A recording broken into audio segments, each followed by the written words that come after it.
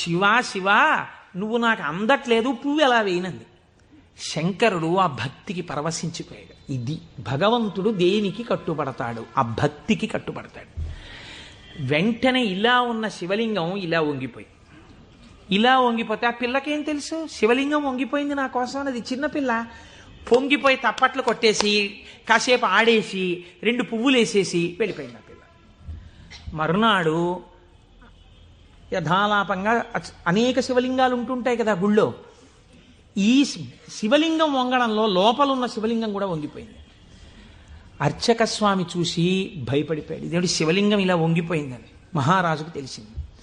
ఇది ఏదో అరిష్టం జరుగుతుంది, శివలింగం వంగింది ఏమిటని భయపడ్డారు. ఈ శివలింగానికి వంపు దిద్దిలా పైకి తీయాలి. వాళ్ళకి ఉన్న తెలివితేటలు ఏమిటంటే ఈ వంగిపోయినటువంటి శివలింగానికి పెద్ద పెద్ద ఇనప గొలుసులేసి ఏనుగులకు కట్టి లాగి